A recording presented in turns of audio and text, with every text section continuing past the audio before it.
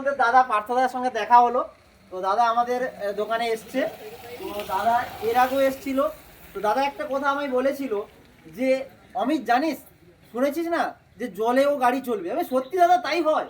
হ্যাঁ দাদা বলছে সেটাই হয়। বলছি সেটা কি করে হয়? তো দাদার কাছ থেকে আমি সেটাই শুনবো, সেটা কি করে হয়।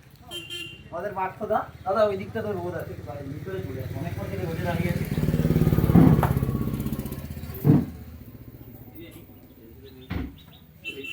আচ্ছা, হ্যাঁ দাদা। শুভ সকাল সবাইকে। Thank you Amit.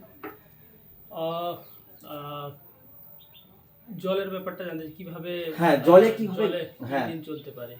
আচ্ছা, সবাই আপনারা জানেন যে ফসিল ফুয়েল মানে যেটা মাটির নিচ থেকে যে তেলটা তোলা হয় তার পরিমাণটা কিন্তু লিমিটেড, এবং খুব যদি বেশি হয়, আমি যদি ভুল না হই তাহলে খুব বেশি হলে এটা আপনার 15 থেকে 20 বছর কি ম্যাক্স টু ম্যাক্স 25 বছর বড়জোর যেতে পারে যে তেলটা নিচে আছে। তো এখন থেকেই সবাই ভাবনা শুরু করেছে যে এর পরে কী হবে, what will be the next. হ্যাঁ তো সেই জন্য এখন সব সায়েন্টিস্ট, বিভিন্ন রিসার্চার, মেটেরিয়াল সায়েন্টিস্ট, তারা সবাই চেষ্টা করছে যে এই তেলের বিকল্প কি হতে পারে। তো তেলের বিকল্প একটাই হতে পারে, সেটা সেটা হচ্ছে আমরা যদি কোনো এনার্জি তৈরি করতে পারি যেটা ন্যাচারালি অ্যাভেলেবল, যেটাকে বলা হয় কী বলে, সাস্টেনেবল এনার্জি। তো সাস্টেনেবল এনার্জি তৈরি করতে গেলে যদি আমরা গ্রিন সোর্স পাই, গ্রিন সোর্স মানে যে যে সোর্স ন্যাচারালি অ্যাভেলেবল, মানে প্রকৃতিতে যেসব পাওয়া যায় সেখান থেকে যদি করা যায়, তো সেখান থেকে কী করা যায়, সেখান থেকে কী কী পাওয়া যায়, সেখান থেকে মানে কি সবই সেখান থেকেই আসে। তো সেখান থেকে দুটো জিনিস আমরা যদি চুজ করি, একটা হচ্ছে জল আর একটা হচ্ছে সূর্যের আলো।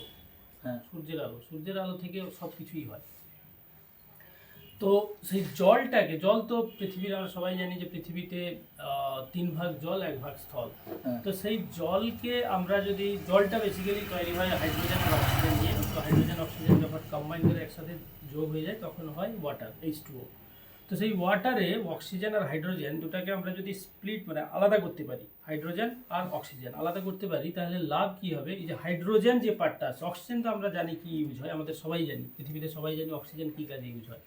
কিন্তু হাইড্রোজেনটা হচ্ছে অ্যাকচুয়ালি, এটা মানে বলা হয়, সায়েন্টিস্টরা বলে যে এটা হচ্ছে ফিউচার ফুয়েল, মানে ভবিষ্যতে ওটাই হচ্ছে জ্বালানি হবে। তো সেই হাইড্রোজেনটাকে আমরা যদি জল থেকে তৈরি করতে পারি তাহলে প্রবলেম সলভ, মানে আমার আর তেলেরও দরকার নেই। তো হাইড্রোজেন আমরা কেন চুজ করব, অন্য কিছু তো দাদা মাঝখানে একটু বলবো।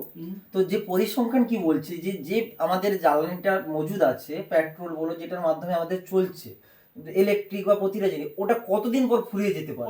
ওইটাই ম্যাক্স টু ম্যাক্স 20 থেকে 25 কি ম্যাক্সিমাম, খুব যদি বেশি হয় সেটা তো 30 বছর। অদূর ভবিষ্যতে আমাদের তাহলে কি হবে, তারপরে কি হবে? অদূর ভবিষ্যতে হ্যাঁ। যাতে অন্ধকার, মানে আবার সেই আমরা প্রাচীন যুগে না ফিরে হ্যাঁ যাই, সেটাই সেইটা প্রাচীন যুগে ফিরে গেলে পুরো সভ্যতা এত দূর যে এগিয়ে গেছে, সে আবার সেই জিরো।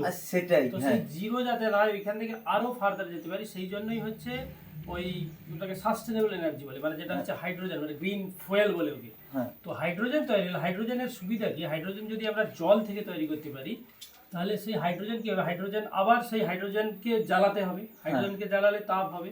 এবার হাইড্রোজেন জ্বালালে কি হবে, হাইড্রোজেন অক্সিজেনের সঙ্গে রিঅ্যাক্ট করবে, অক্সিজেনের সঙ্গে রিঅ্যাক্ট করে আবার সেই জল হবে।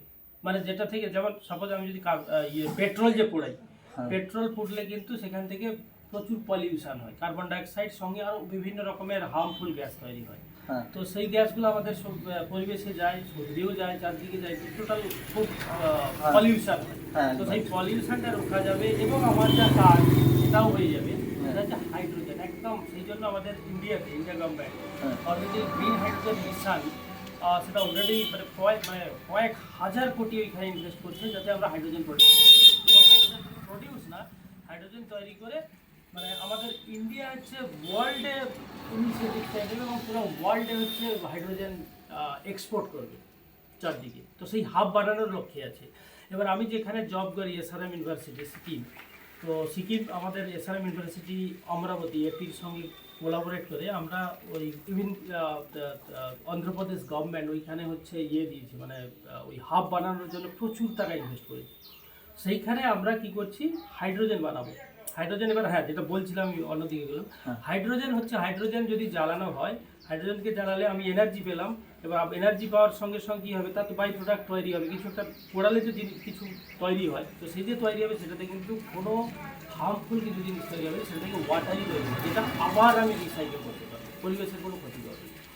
তো এইবার যেটা যে হাইড্রোজেনকে জ্বালিয়ে যে এনার্জিটা পাবো, সেই এনার্জিকে আমি আমাদের পারপাসে কীরকম ইউজ করবো। সাপোজ লেটসে আমি সামনে আমাদের বাইক আছে, কি গাড়ি আছে, ইঞ্জিন আছে, এনি ইঞ্জিন, তো ওটা কিভাবে চলবে? বেসিক্যালি ইঞ্জিন যে চলে তেল পুড়িয়ে, তেল পোড়ালে ওর কি হয়, ও হচ্ছে একটা কি বলে ওটাকে কাইনেটিক মোশন, মানে যেটা হচ্ছে গতিশক্তি দেয়। সেই গতি থেকে কি হয়, যেখান থেকে মানে কারেন্ট তৈরি এনার্জি আসে, তো জেনারেটরের সঙ্গে কানেক্ট থাকে। তো এই পার্টটাকে ঘোরানোর পার্টটাকে হচ্ছে ও মানে এটাকে ঘুরিয়ে সে জেনারেটর থেকে কারেন্ট তৈরি হয়, তাই না? তো সেইখানে কি হবে, সেই মেশিনের জায়গাটাতে হাইড্রোজেন আসবে। সেইখানে জেনারেটর, মানে জেনারেল যে জেনারেটর আমরা ইউজ করি কারেন্ট তৈরি করার জন্য, সেই জেনারেটর লাগবে। কি হবে, ওই হাইড্রোজেন থেকে যে এনার্জি যাবে, ওই এনার্জি যাবে, ওটাকে বলে হাইড্রোজেন ফুয়েল সেল বলে। ঠিক আছে, ফুয়েল সেলের বাংলা কি আমি জানি না, ফুয়েল সেল বলে। তো ফুয়েল সেল মানে কোষ, ফুয়েল মানে সেল মানে কোষ, এটা সে কোষ না। আচ্ছা আচ্ছা, যেখানে হাইড্রোজেন গেলে হাইড্রোজেনকেও কনভার্ট করবে ইলেকট্রিসিটিতে। তো সেই ইলেকট্রিসিটি আসবে, যেমন আমাদের বেরিয়েছে এই যে ইলেকট্রিক ভেহিকেল বেরিয়েছে, ব্যাটারি দিয়ে চলে, সিমিলার ওয়েতে ওই যে ব্যাটারি থেকে আমরা এনার্জি নিচ্ছি, কিন্তু সেইখানে ব্যাটারির কোনো কনসেপ্ট থাকবে না। সেইখানে কি হবে, ডিরেক্ট হাইড্রোজেন যাবে, ওই ফুয়েল সেলের ভিতরে হাইড্রোজেন আর অক্সিজেন মানে ইয়ে থেকে, এনভায়রনমেন্ট থেকে, পরিবেশ থেকে অক্সিজেন নেবে, ওইখানে বার্ন হয়ে ওই হচ্ছে ফুয়েল সেল এনার্জি তৈরি করবে, মানে কারেন্ট দেবে। সেই কারেন্ট থেকে ডিরেক্ট ইঞ্জিন চলবে। তো সেই জন্য যেটা বলছিল প্রথমে, যে জল থেকে ইঞ্জিন চলবে। জল ঢালবে, একদম পেট্রোল পাম্প না, জলই ঢালবে। জল ঢাললে ওর ভেতরেই ফুয়েল সেল থাকবে, ফুয়েল সেল হচ্ছে এতে কনভার্ট করবে, কি বলে হাইড্রোজেনে কনভার্ট করবে। এবং ওই ফুয়েল সেল হচ্ছে এতে দেওয়া থাকবে, কি বলে ইঞ্জিন, মানে যে কোনো ভেহিকেল বা যে কোনো গাড়ি, এতে কারে সব, বা ইভেন ট্রেনও চলছে এখন, বাস চলছে, ইভেন ফ্লাইটও মানে পরীক্ষা চলছে যে জল থেকে কীভাবে করবো। তো জল থেকে হাইড্রোজেন তৈরি হবে, হাইড্রোজেন ফুয়েল সেলে যাবে, ফুয়েল সেল থেকে ওইখানে এনার্জি তৈরি, মানে কারেন্ট তৈরি হবে, সেই ইলেকট্রিসিটি ইউজ করে সব কিছু। তো এখানে একটু আমার জানার আছে, এটা টোটালটা কি ইন্ডিয়ান সায়েন্টিস্ট এই থিংকিংটা ভেবেছে? ইন্ডিয়ান সায়েন্টিস্ট, এটা অলরেডি গ্লোবালি নোন, এবং সবাই চেষ্টা করছে, পুরো বিশ্বের দুনিয়া চেষ্টা করছে যে অল্টারনেটিভ তৈরি করার। এইবার আরেকটা কথা এখানে অ্যাড করব, সেটা হচ্ছে যে সেটা কি না, এই যে বললাম যে এই যে জল থেকে হাইড্রোজেন তৈরি, ব্যাপারটা শুনতে খুব ইন্টারেস্টিং, কিন্তু সেটা করাটা কোয়াইট টাফ।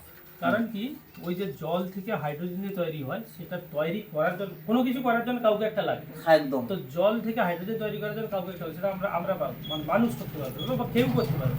সেই জন্য সেইখানে মেটেরিয়াল লাগে, যেটাকে আমরা বলি, সবাই জানি ক্যাটালিস্ট, মানে যেটাকে কি বলে বাংলাতে, অনুঘটক, মাধ্যমকার,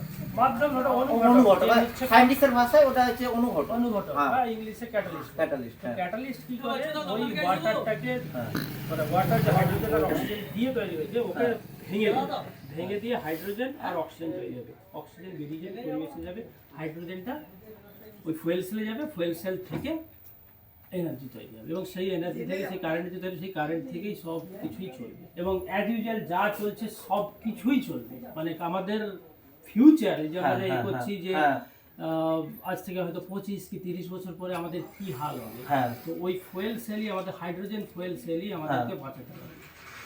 যাই হোক, পার্থদার সঙ্গে এতটা সময় কাটাতে পারলাম, এত সুন্দরভাবে উপস্থাপনা করে আমাদের জানালো, এবং আপনাদের অবগতির জন্য এই বিষয়টা অনেকের জানা আছে, আবার অনেকের জানা নেই, জানতে পারলেন, কারণ এটা তো ইন্টারনাল ব্যাপার। এবার পার্থদা যে জায়গাতে কাজ করে, আপনারা অনেকে জানেন দাদাকে, আবার অনেকে জানেন না। পার্থদা, আপনার নিজের একটু পরিচয়টা যদি দেন।